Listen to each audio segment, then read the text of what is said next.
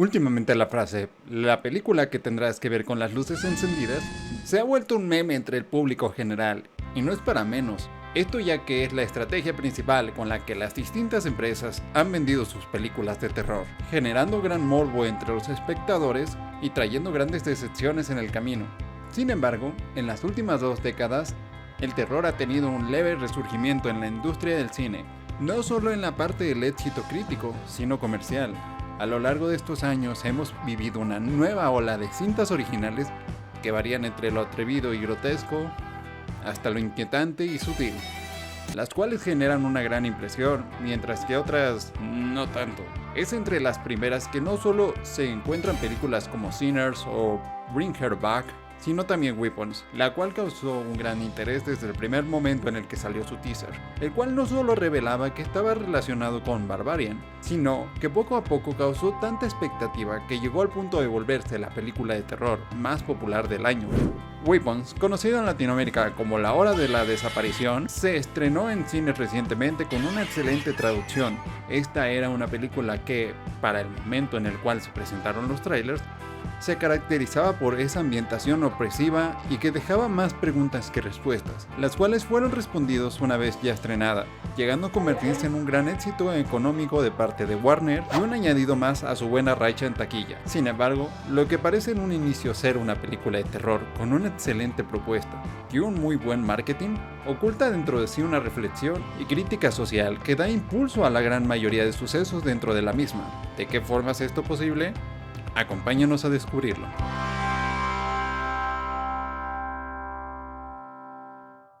Es muy difícil decir qué es lo que hace que Weapons sea una obra tan peculiar. Dirigida por Zach Cregger, quien ya nos había sorprendido en 2022 con Barbarian, esta fue durante un tiempo una de las películas más promocionadas del año, con un tráiler que prometía mucho y una presencia en casi todos lados.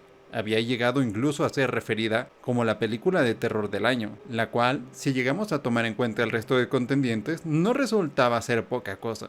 Una vez ya estrenada, pudimos comprobar de primera mano que en efecto, no se trataba de algo a lo cual estuviéramos acostumbrados. Esto puesto a que la película, ante todo, busca generarte una amplia cantidad de emociones, pero el terror no es una de ellas. Esto puede agradar o molestar a algunos. Para muchos del staff fue una sorpresa, aunque nada que nos impidiera disfrutarla. Pero la cosa no acaba ahí, porque hay lecturas que nos permitirían entender mucho mejor qué es lo que pasa realmente, o al menos qué es lo que se nos quiere decir.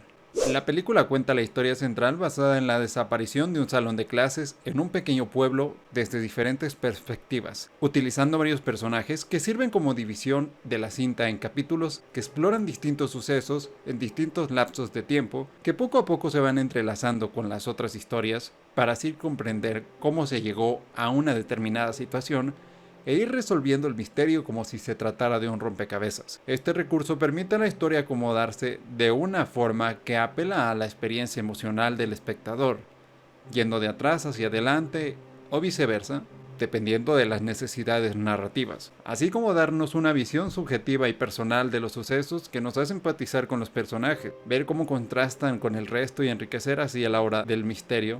Claro que esto trae consigo sus desventajas. Esto puede hacer que el espectador pierda el ritmo o la atención, ya que algunos detalles se repiten varias veces. Además, algunos capítulos difieren significativamente en lo que narran al espectador, siendo algunos muy breves y otros innecesariamente largos. Paul. Por otro lado, la fotografía se caracteriza por unos tonos sombríos que buscan recalcar la extrañeza de lo que sucede en pantalla. Sin embargo, y refiriéndonos al suspenso, es cuando se nos presentan entornos iluminados que este resalta, como en esas escenas ubicadas en las tiendas, donde la luz artificial y los planos secuencia de los pasillos generan esa sensación de que alguien más está presente, de que alguien más está acechando, o que cuanto menos algo desagradable podría aparecer en la otra vuelta de la esquina, similar a los pasillos laberínticos que vimos en nuestro análisis del Resplandor, lo cual no es casualidad, ya que la hora 2:17, entre otras cosas, es una referencia a dicha habitación. al menos en el libro, puesto a que en la película esto cambia. También es importante destacar cómo en ciertas escenas se usa el desenfoque del espacio negativo para generar inquietud. Se nos presenta un elemento principal en la escena, el cual se encuentra completamente enfocado, para así después introducir un elemento desenfocado que nos sugiere que es irrelevante y que sin embargo es todo lo contrario. Todos estos son recursos de terror que podríamos ver en otras películas de este estilo, pero el terror no es la prioridad de Weapons. Esto no le impide utilizarlos, sin embargo, es común que sean utilizados para generar una tensión que se resuelve de forma cómica o absurda, dándole un tono más de comedia negra. Este ir y venir entre el thriller, el terror y la comedia negra es una constante en Weapons, y esto termina haciendo que constantemente los recursos técnicos y de guión sean utilizados de forma autorreferencial y metanarrativa, siendo consciente de sus clichés, tropos y arquetipos de una forma completamente honesta. Los policías que nunca hacen nada, la pesadilla que causa un despertar abrupto, el personaje amante de sustancias mágicas, ese tipo de cosas, lo cual desde luego no es malo, pero que igual pueden afectar a la experiencia de algunos espectadores. Sin embargo, ese no es el plato fuerte de Weapons. Ah, sí, un chico disparó en la escuela. ¿Quién disparó en? ¿Fuiste tú? No, ¿Te dispararon? no. Ah, bueno, ¿qué pasó con matemáticas? Es importante destacar que Weapons es una advertencia sobre la negligencia y una analogía perfecta al control de armas en Estados Unidos, el país donde puedes comprar un Labubu y un arsenal ¿cómo se dice esto? Armamentístico, esa palabra, no voy a decirla, lo siento, que dejaría a Rambo orgulloso en el mismo lugar. Podemos ver esto en la elección del número 217, el cual hace referencia a la de 217 votos en la Cámara de Representantes de Estados Unidos a favor de la prohibición de la venta de armas semiautomáticas y con gran capacidad de proyectiles a la población civil, las cuales son de fácil acceso para los niños y adolescentes. Los sucesos ocurren un 14 de febrero y esa misma fecha en 2018 fue motivo de la pérdida de 17 vidas. De los 17 niños desaparecidos, el único que no lo hace es el bulleado por la mayoría. Los maestros no demuestran preocupación hasta que el suceso fatídico llega y el mal mayor se encontraba al final del día en la casa del mismo niño. Esta forma de dejar un mensaje ya lo podíamos ver en la ópera prima del director, el cual era una analogía a la violencia de género y los ciclos de violencia que iban hacia las raíces de los hogares.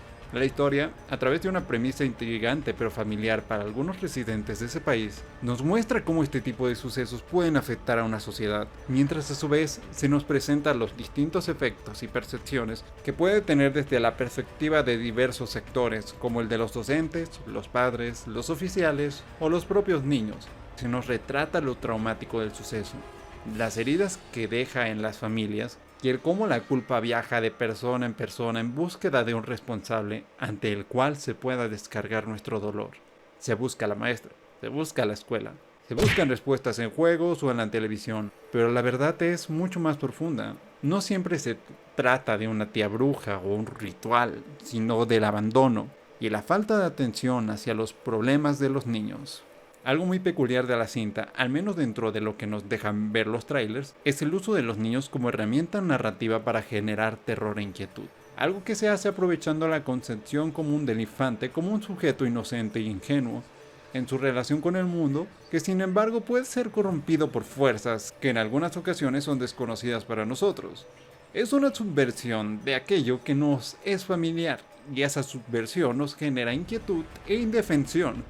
Cuando vemos la película, Alex, el único niño que no desapareció, se convierte en una figura distante, presente, pero que pareciera ocultarnos algo. Sucesos como el comportamiento extraño y casi sin vida de sus padres, a quienes no se nos muestra sus rostros en un inicio, sumado que el único nexo que tenemos entre estos y los demás personajes es el propio niño que intenta actuar con normalidad, pueden alentar al menos en una primera impresión a sospechar, a dudar de su confiabilidad. Pero es esta concepción que tenemos del mismo la que es clave para el momento en el que llegamos al último capítulo, el de Alex, que nos demuestra no solo que es inocente, sino una víctima más de su entorno, del abandono y de la falta de atención a ciertos grupos vulnerables. A esto se le suma la presencia de Gladys, quien representa todos los males de una tradición antigua que se niega a desaparecer y que constantemente se va costeando vidas inocentes. Si bien parece alguien cuanto menos absurda, Es ese mismo absurdo el que puede ser una fuente de peligro que parece insospechado. La película nos muestra no solo cómo las autoridades le dan especial énfasis a Alex, omitiendo que sus acudientes dejaron de recogerlo, o cómo la escuela ignora el bullying y la soledad que este personaje sufría, sino que también, y esto es lo esencial, se nos muestra una distancia y desinterés de estas instituciones por el bienestar de los niños. No solo las investigaciones de una clase entera no avanzan casi nada por el desinterés ante el caso, sino que también se nos dice sutilmente que el padre había tenido cierta distancia con su hijo antes del suceso, y también se nos recalca que la maestra ya había estado siendo una figura polémica en el pueblo, por preocuparse por sus estudiantes, por acompañarlos, abrazarlos y demostrarles cariño, tratarlos como personas que merecen atención y cuidado y no ser tratados como si solicitantes de un servicio se tratasen. Es de esta forma que Weapons le saca un gran provecho a los elementos ya naturalizados del género gracias a su conciencia metanarrativa, ya que permite subversiones que cobran mayor peso una vez se comprende el subtexto que ha permanecido entre líneas. Después de todo, lo que Weapons nos quiere decir realmente con cada giro y con cada plano es que el mal está oculto no en las calles ni en las escuelas, sino en los propios hogares donde nadie te podrá oír gritar. Por estas y otras razones, Weapons se convierte en una obra destacable. Aunque no necesariamente guste a todos, esta resulta ser una obra con problemas, pero que dada el uso de recursos técnicos como herramientas de subversión de expectativas, para así poder contar una historia distinta, funciona por ser más de lo que dicen que es. Y bueno, esa ha sido la opinión sobre Weapons. Lo cierto es que esta película, junto con Bring Her Back y Sinners, ha llegado a posicionarse como una de las cintas de terror del año, aun si este no es una constante en la misma. Por tal motivo, es probable que en un futuro lleguemos a hablar de las otras dos, para así ver qué es lo que hace especial a cada una. Así que si quieren ver ese video, son libres de suscribirse y esperarlo pronto por el canal. Mi nombre es Wendo y sin mucho más que decir, nos vemos hasta la próxima.